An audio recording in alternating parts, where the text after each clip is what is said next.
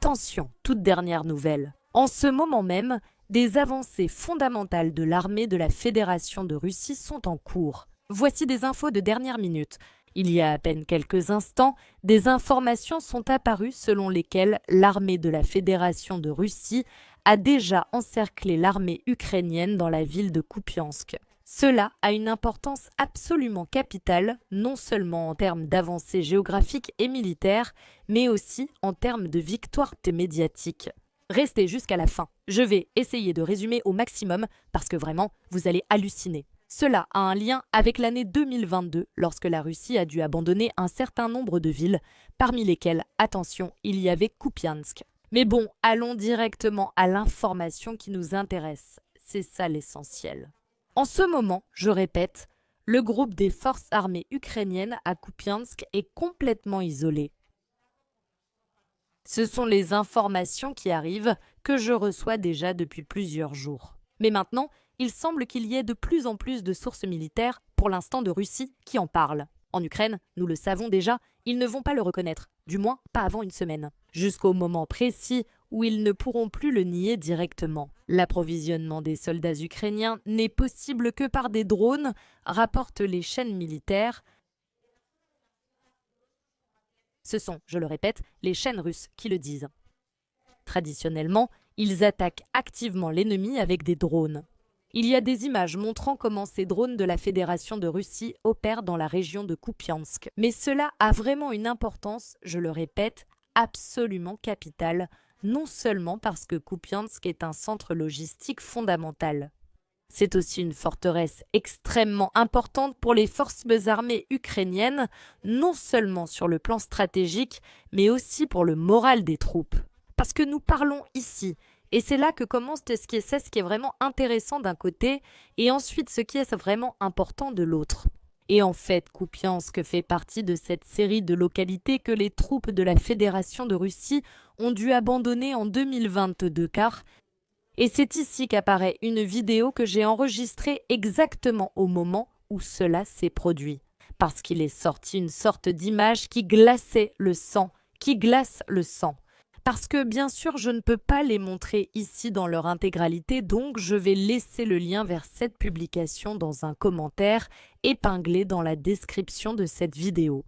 Il s'agit d'une publication que j'ai faite sur ma chaîne Telegram et j'y explique comment. Une fois que les soldats de la Fédération de Russie se retirent, des images commencent à apparaître montrant les forces ukrainiennes, très probablement, en train de jeter une série de corps dans une sorte de ravin.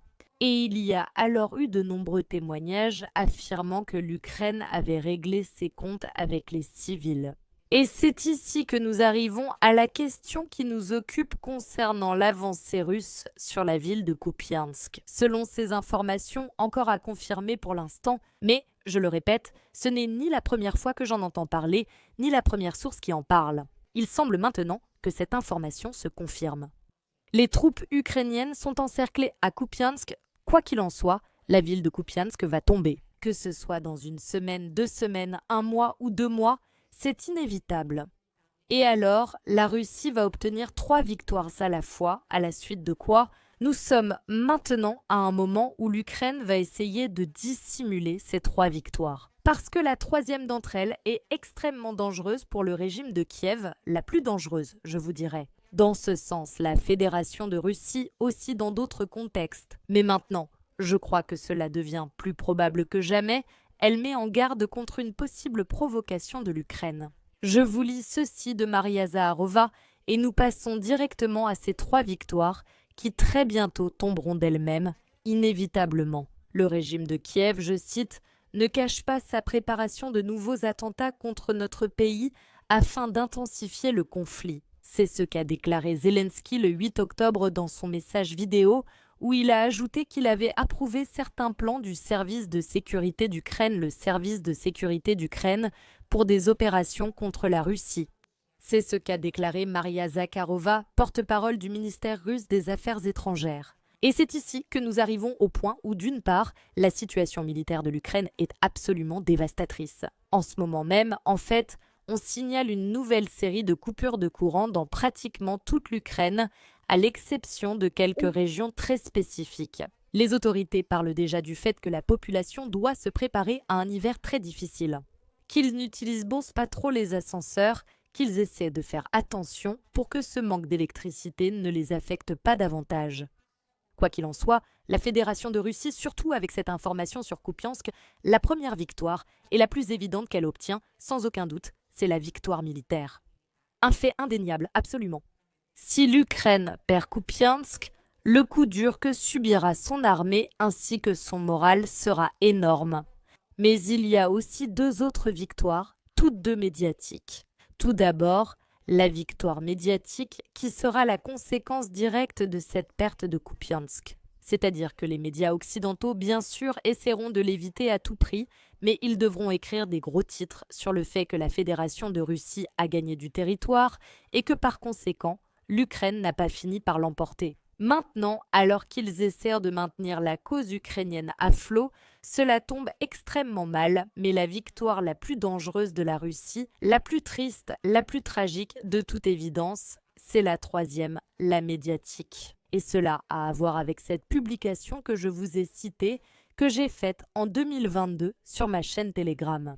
Donc, ces prétendus civils auxquels des soldats ukrainiens auraient prétendument fait ceci, ici, vous savez déjà, il faut vraiment faire très attention. Les méthodes, ils les ont jetés dans un ravin par dizaines. Il est très probable qu'ils se trouvent encore quelque part sur le territoire de Kupiansk et probablement pas seulement ces civils-là.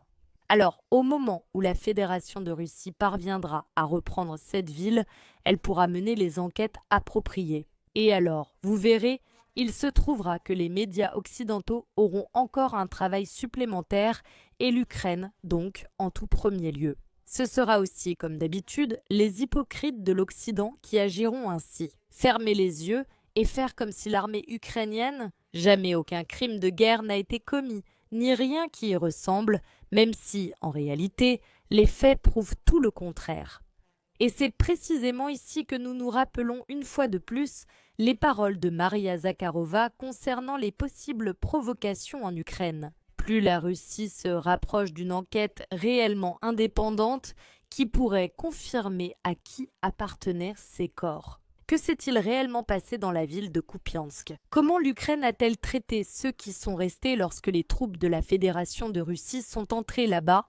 Eh bien, le régime de Kiev doit s'inquiéter davantage pour essayer de faire taire la voix de la Russie et faire tout ce qu'il peut pour attirer l'attention sur n'importe quelle autre cause, même s'il s'agit d'une autre tragédie qu'il organise et réalise de ses propres mains, et bien sûr avec l'Occident, très probablement sur le territoire de la Fédération de Russie. Ici, l'utilisation des Tomahawks, et finalement, ils finissent par les livrer s'ils ne l'ont pas déjà fait. Ça va être un point absolument clé parce que l'Ukraine, avec toutes les mises en scène qu'elle a essayé de réaliser de toutes sortes et de toutes tailles, ne pourra pas supporter le choc de la réalité, avec toutes les preuves en main. Et ce que nous avons vu alors, je l'avais déjà moi-même averti. De nombreux experts l'avaient également averti, ceux qui analysent vraiment la réalité. C'est une atrocité après l'autre. Et vraiment, cela, si les médias occidentaux étaient un tant soit peu indépendants, serait-ce le dernier clou dans le cercueil du régime de Kiev, qui, ces dernières années, en réalité n'a fait que des atrocités contre son propre peuple. À tout cela, fait, surtout remarquable au-dessus de tout ce qui est approprié. Nous allons suivre de très près la situation sur le front de Kupiansk, parce que cela nous importe.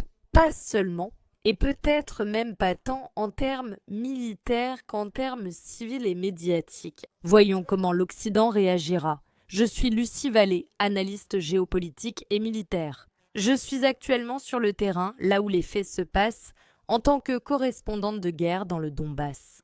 Suis-moi pour rester informé de l'actualité la plus récente, tant géopolitique que militaire, en particulier sur le conflit ukrainien. Merci d'avoir été ici pour ce rapport urgent et on se retrouve dans le prochain.